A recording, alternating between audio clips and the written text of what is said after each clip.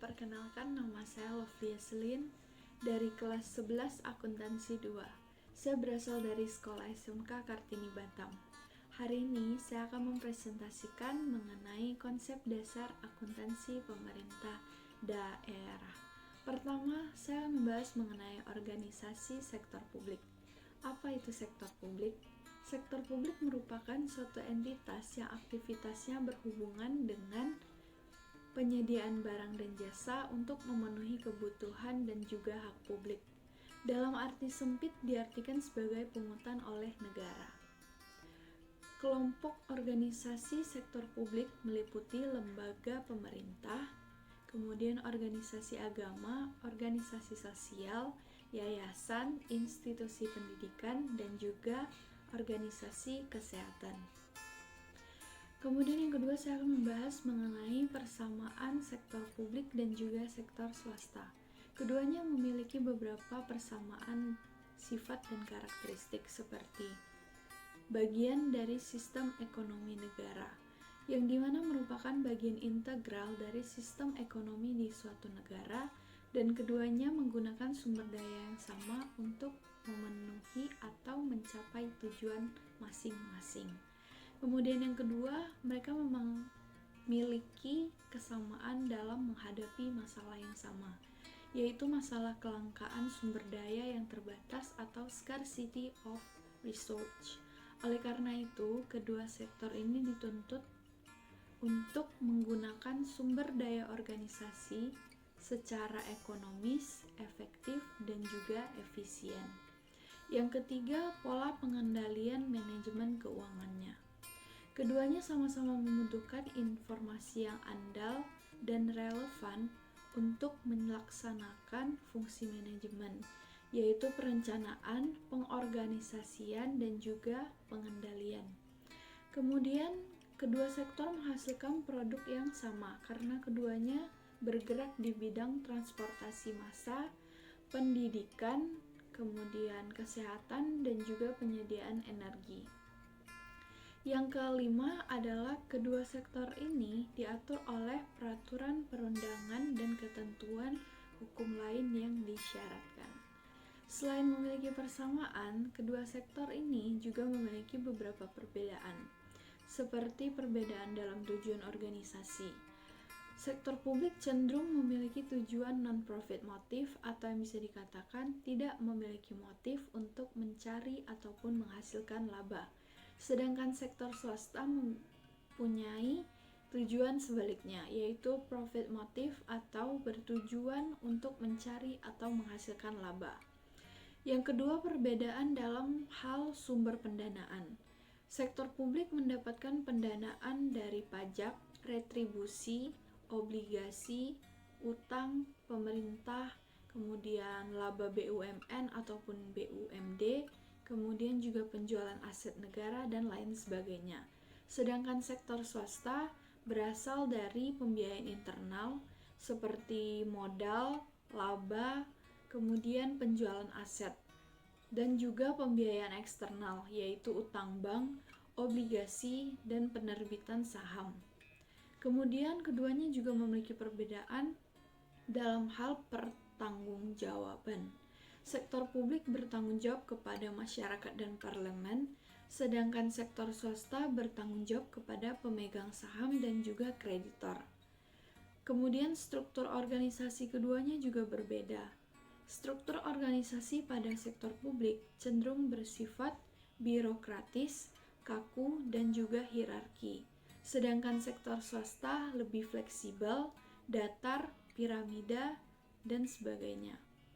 Kemudian karakteristik anggaran sektor publik cenderung terbuka untuk publik, sedangkan sektor swasta tertutup untuk publik.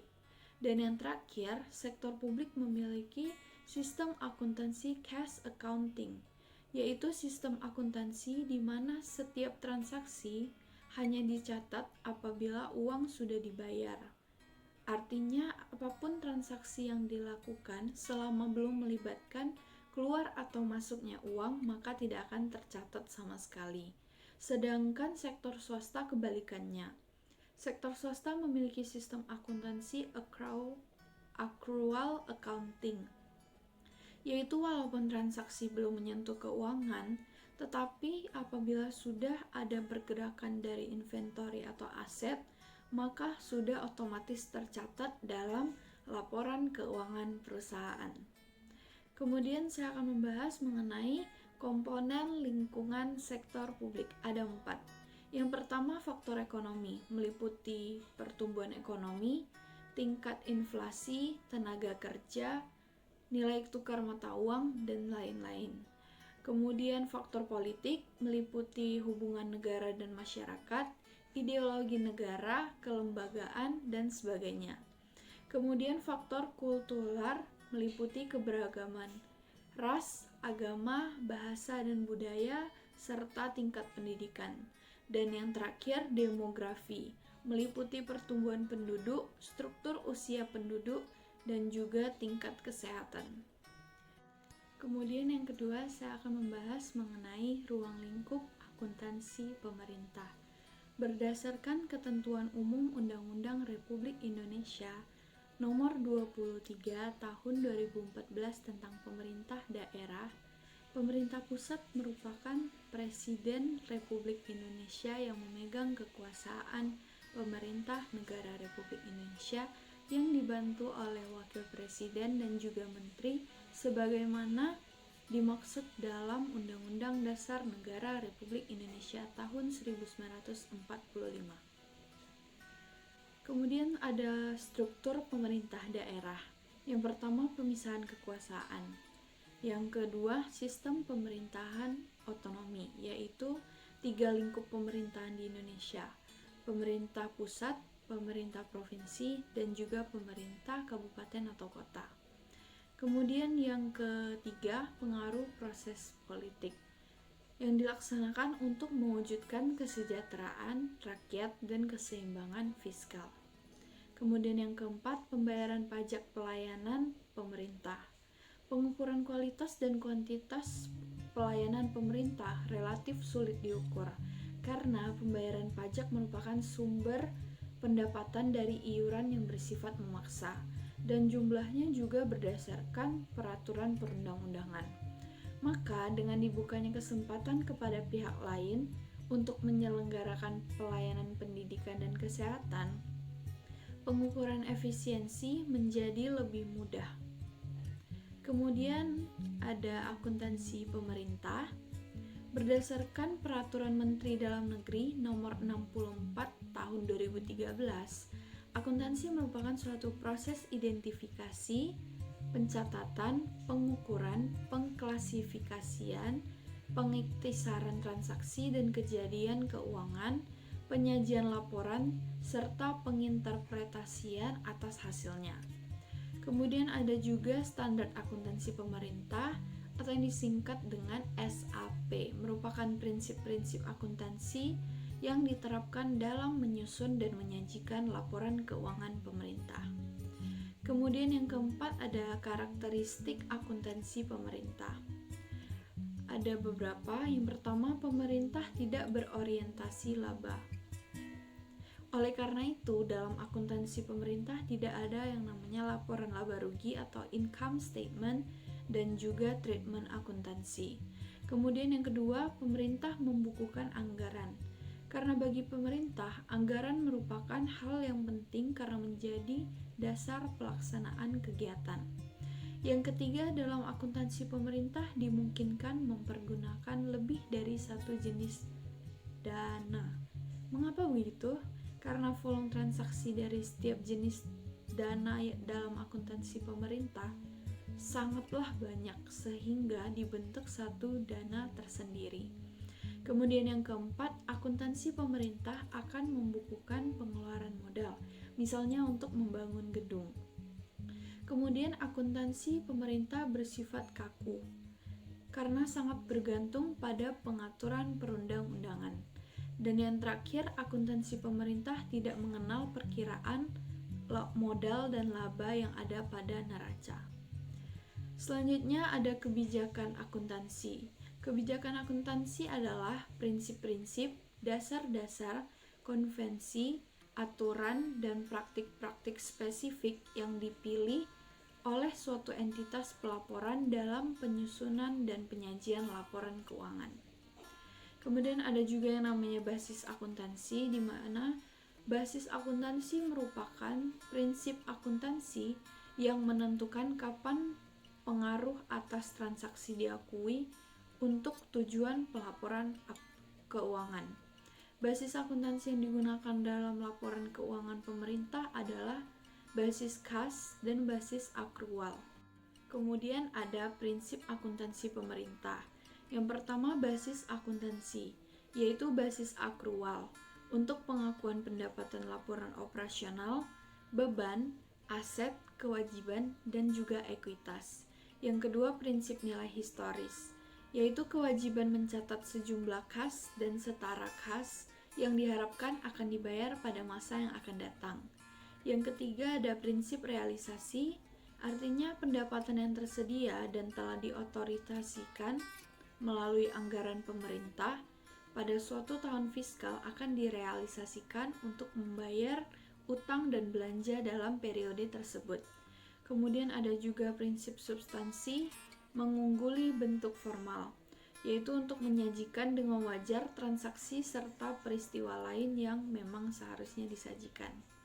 Kemudian ada prinsip periodisitas, yaitu agar kinerja entitas dapat diukur dan posisi sumber daya yang dimilikinya dapat ditentukan. Kemudian ada prinsip konsistensi, prinsip pengungkapan lengkap, yaitu laporan keuangan yang menyajikan informasi secara lengkap untuk penggunanya. Kemudian yang terakhir prinsip penyajian wajar, yaitu penyajian laporan realisasi anggaran, neraca, laporan arus kas, dan catatan atas laporan keuangan secara wajar. Kemudian yang ketujuh adalah mengenai asumsi dasar akuntansi pemerintah.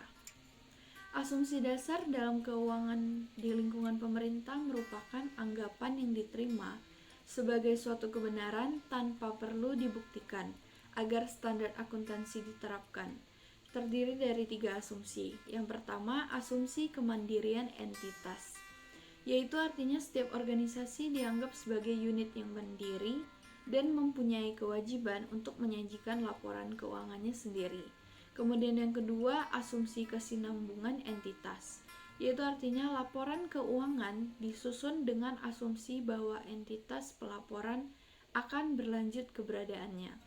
Kemudian yang terakhir, asumsi keterukuran dalam satuan uang, yaitu artinya laporan keuangan entitas harus menyajikan setiap kegiatan yang diasumsikan dapat dinilai dengan satuan uang. Kemudian yang ke-8 mengenai karakteristik kualitatif laporan keuangan. Ada relevan, yaitu memiliki manfaat umpan balik, memiliki manfaat prediktif, tepat waktu, dan informasi yang lengkap.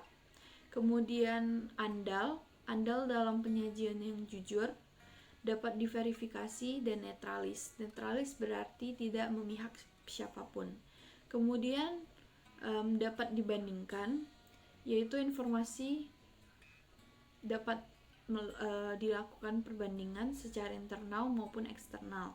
Kemudian dapat dipahami, yaitu artinya disajikan dalam bentuk serta istilah yang sesuai dengan penggunanya. Selanjutnya, penyusunan kebijakan akuntansi.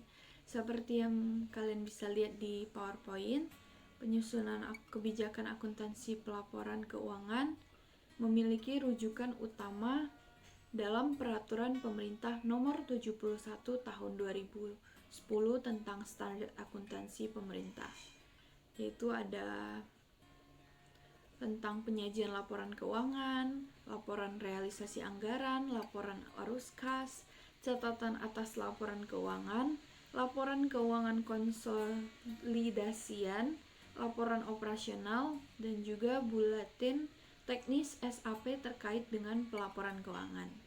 Kemudian yang kedua adalah penyusunan kebijakan akuntansi akun.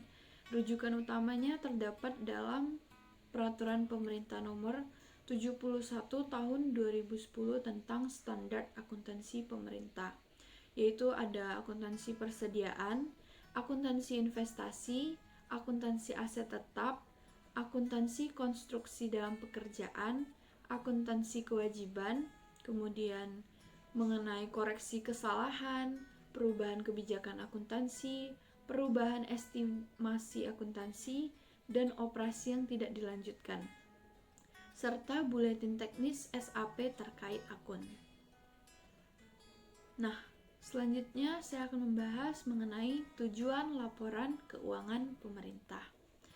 Berikut ada beberapa tujuan dari laporan keuangan pemerintah, yaitu menyajikan informasi yang berguna, menyediakan informasi yang prediktif dan prospektif, kemudian mengetahui posisi keuangan mengenai entitas dalam hal aset, kewajiban, ekuitas dana, pendapatan, belanja atau beban, pembiayaan, dan arus kas. Kemudian yang terakhir, menyediakan informasi tambahan termasuk laporan non-keuangan.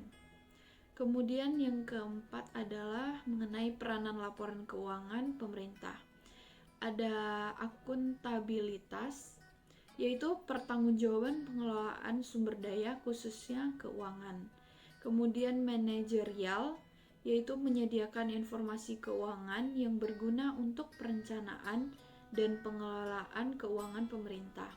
Kemudian transparansi, yaitu menyediakan informasi keuangan yang terbuka bagi masyarakat dalam rangka mewujudkan penyelenggaraan pemerintah yang baik. Kemudian yang keempat, keseimbangan antar generasi, yaitu memberikan informasi mengenai kecukupan penerimaan pemerintah untuk membiayai seluruh pengeluaran. Kemudian yang terakhir adalah evaluasi kinerja, yaitu mengevaluasi kinerja entitas pelaporan terutama dalam menggunakan sumber daya ekonomi yang dikelola pemerintah. Kemudian yang terakhir adalah mengenai sistem pembukuan. Sistem pembukuan ada dua, yaitu secara tunggal atau single entry dan berpasangan, yaitu double entry. Mengenai sistem pembukuan tunggal, metode ini dapat diartikan sebagai metode pencatatan transaksi keuangan yang hanya dilakukan satu kali, yaitu pencatatan daftar transaksi yang mempengaruhi akun kas. Artinya, penerimaan kas dicatat sebagai kas masuk, sedangkan pembayaran kas dicatat sebagai kas keluar.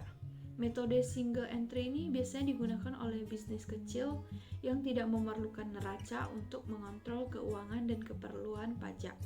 Sedangkan pembukuan berpasangan merupakan suatu metode pencatatan transaksi keuangan yang hanya dilakukan dua kali, yakni pada sisi debit dan kredit. Artinya pada setiap transaksi terdapat dua rekening atau akun yang akan dipengaruhi. Kemudian metode double entry ini diperlukan untuk setiap atau semua bisnis yang harus menghasilkan akun laba rugi dan neraca. Sekian presentasi saya mengenai konsep dasar akuntansi pemerintah daerah. Mohon maaf jika ada kesalahan kata. Atas perhatiannya saya ucapkan terima kasih.